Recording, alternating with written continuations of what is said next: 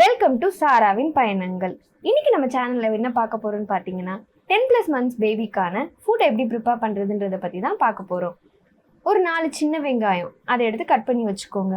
அதுக்கப்புறமா ஒரு 2 பல் பூண்டு, ஒரு பாதி ரேடிஷ், அதுக்கப்புறமா ஒரு தக்காளி வந்து சுடு தண்ணியில் போட்டு தோல் உரிச்சே வச்சுக்கோங்க. சென்டர் பார்ட் வந்து கட் பண்ணி எடுத்துக்கணும்.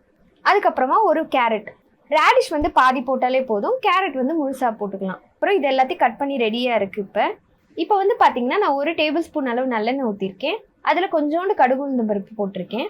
அதுக்கப்புறமா ஒரு 5 சீரகம், சாம்பார் பொடியோ காரத்துக்கு வந்து மிளகா பொடியோ எதுவும் சேர்க்க போகிறது இல்லை, அதனால ஒரே ஒரு மிளகு மட்டும் நான் இதில் ஆட் பண்ணுறேன். அதுக்கப்புறமா வெங்காயம், அதில் பூண்டு போட்டு வதங்கினதுக்கப்புறமா தக்காளியையும் போட்டு நல்லா வதக்கிக்கிறேன். தக்காளி இது எல்லாமே நல்லா வதங்கினதுக்கு பிறகு முள்ளங்கியையும் கேரட்டையும் போட்டு வதக்கிக்கணும். முள்ளங்கிக்கு வந்து பச்சை வாசனை போகிற வரைக்கும் அதை வந்து நல்லாவே வதக்கணும். ஊற வச்சிருக்க அரிசியையும் பாசிப்பருப்பையும் எடுத்து நான் அதையும் வந்து சேர்த்துக்கிறேன். இந்த அரிசியும் பாசிப்பருப்பு பார்த்திங்கன்னா நான் வந்து ஒரு 15 minutesலேருந்து ஒரு 1/2 hourக்குள்ளே ஊற வச்சது. இது இப்போ எல்லாத்தையுமே சேர்த்ததுக்கப்புறம் நான் வந்து 1 டம்ளர் அளவு தண்ணி இதில் ஊற்றிருக்கேன். எல்லாமே பண்ணதுக்கப்புறம் தண்ணியெல்லாம் ஊற்றினதுக்கப்புறம் நெய் வந்து கொஞ்சோண்டு ஒரு 1/4 டீஸ்பூன் அளவு, அதுக்கப்புறம் குக்கர் மூடி விசில் போட்டுட்டு 5 விசில் வரையும் வரட்டும். நல்லா குழைய சாதம் வரணுச்சுன்னா நல்லது. அதுக்கப்புறம் இந்த மாதிரி உங்களுக்கு சாம்பார் சாதம் மாதிரியே ரெடி ஆகிடும்.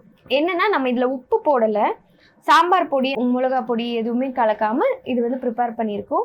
இது வந்து நீங்கள் 10 monthsக்கு மேலே இருக்க எல்லா பேபிஸ்க்கும் கொடுக்கலாம். இப்போ பார்த்தீங்கன்னா சாம்பார் சாதம் நமக்கு ரெடி ஆயிடுச்சு. இது வந்து பேபிஸ்க்கு வந்து நீங்கள் கையிலேயே பிணைஞ்சும் ஊட்டலாம், இல்லைன்னா வந்து மேஷர் வச்சு நீங்கள் மேஷ் பண்ணியும் கொடுக்கலாம். நல்லா அவங்க சூ பண்ணி சாப்பிட்ற அந்த ஸ்டேட்டில் கொடுத்தீங்கன்னா தான் அவங்களுக்கு வந்து பல்லு வந்து வளர்கிறதுக்கு ஹெல்ப்பிங்காக இருக்கும். இந்த வீடியோ உங்களுக்கு யூஸ்ஃபுல்லாக இருந்திருக்கும்னு நம்புகிறேன். உங்களுக்கு பிடிச்சிருந்துச்சுன்னா லைக் பண்ணுங்கள், பேபிஸ் இருக்கிறவங்களோட ஃப்ரெண்ட்ஸுக்கு இதை ஷேர் பண்ணுங்கள். அப்படி மறக்காமல் நம்ம சேனலை சப்ஸ்கிரைப் பண்ணிடுங்க. சாராவின் பயணங்கள் இனிதே தொடரட்டும்.